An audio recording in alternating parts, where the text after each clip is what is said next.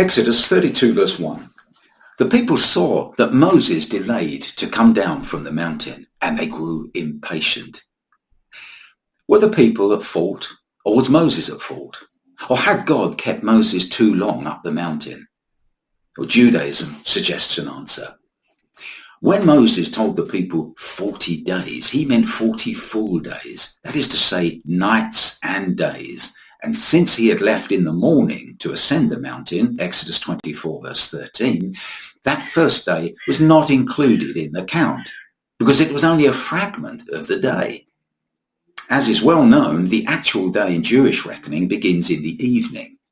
But these people had been in Egypt for over 8 generations, some 210 years, using the Egyptian reckoning of a day, which begins at dawn.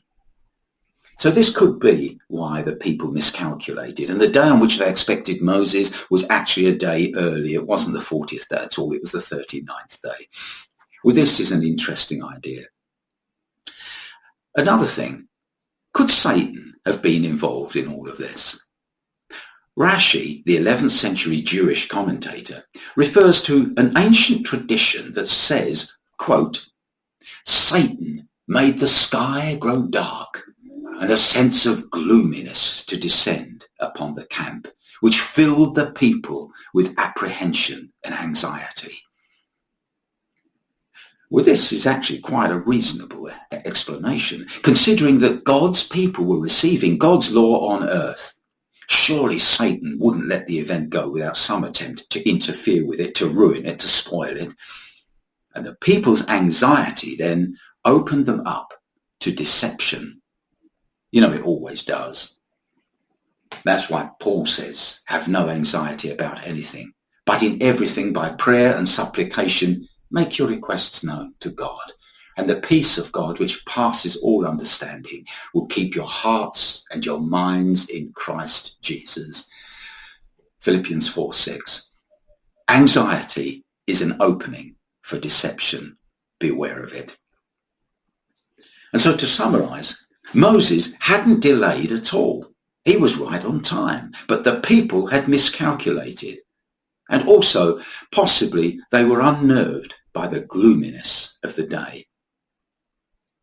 There's a third consideration. Were there some particularly bad apples in the congregation? There usually is.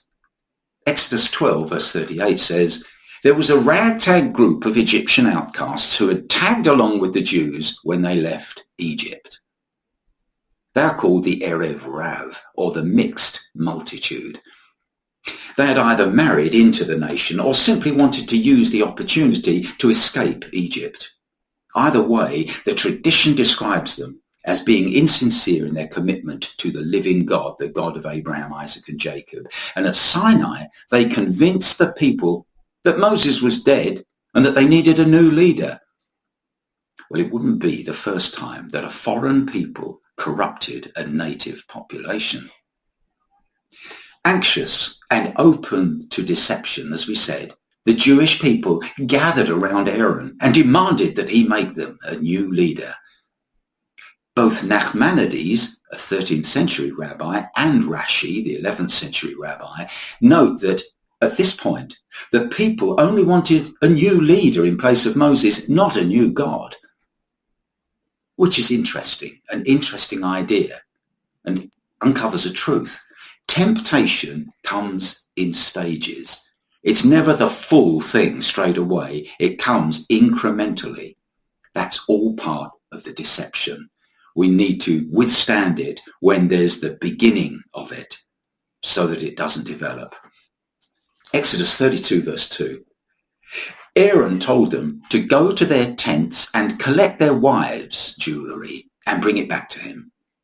Now, both rabbis that I mentioned suggest that he did this in order to delay their rebellion. Unfortunately, the men zealously ripped off their own jewelry and threw it into the fire that was burning, and out of the fire a golden calf emerged. Now, these are interesting possibilities that attempt to give some context to this shameful incident.